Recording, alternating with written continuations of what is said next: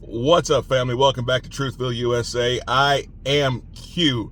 Guys, I wanted to come and talk to you guys real quick. There was a really interesting study done here recently, and I don't think it's getting nearly the amount of attention that it needs. And definitely not as much attention as it deserves. Now, whenever I have these types of discussions with people, there's this glazed look that goes over people's eyes. And I want to challenge you guys to hear me out on this one. Guys, everything that you are being given these days is being spun with some sort of narrative. And in most cases, it is for the purpose of getting you to see the world through a specific political lens. Guys, there is a concerted effort from both the right and the left to win you over and to separate all of us. Guys, they have tried to separate us by race. That was too big of a group. They tried to separate us by age. They tried to separate us by gender. They tried to separate us by political party. They have tried to separate us smaller and smaller and smaller until the groups are so incredibly tiny that we no longer can join together to fight against tyranny. There was a paper that was done by a Harvard professor by the name of Roland Fryer. Now, he was a Harvard liberal, okay? And he did this paper based about police dealings and police brutality, okay?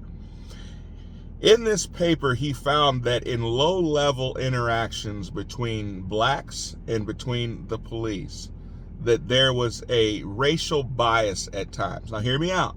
Hear me out.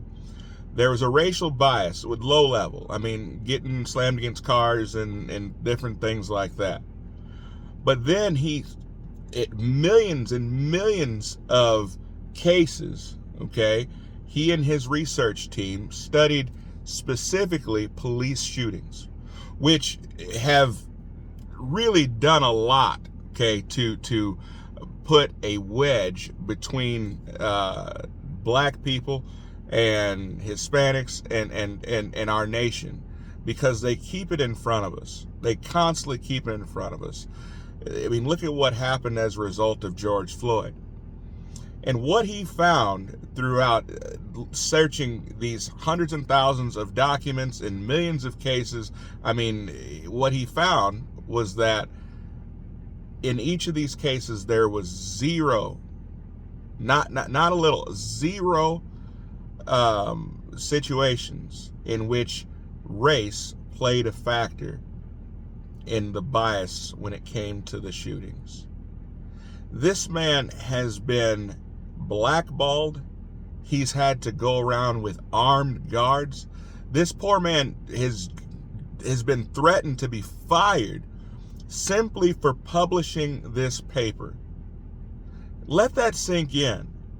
That a man comes with a phenomenal paper, letting people know that the color of their skin is not going to make them more likely to be killed by the police through empirical data.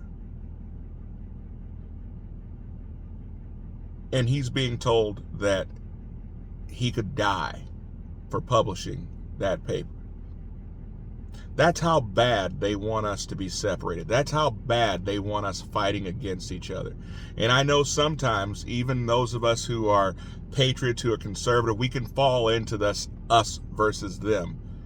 But when everything hits the fan, when it comes down to it, all we have is each other. And the power of our country is within the people. That's the way that our founding fathers set up our Constitution, that the people had the power. But let it sink in that they were willing to kill a man, to threaten his life, simply for putting out a research paper that showed that when it came to police shootings and blacks in this nation, that race did not play a factor in any of them. Comment below. Let me know what you guys think. Let me know if you guys, if you even care about it. Some people are like, you know what? I don't care. I still don't like this part. I still don't like these people. I want to know what you guys think. Do you guys see that we are being divided at every front? Comment below. I can't wait to hear from you guys. Make sure you like, share. Guys, please subscribe. If you guys like this content, give us a subscription. We truly appreciate it. I'll see you guys next time. Be blessed.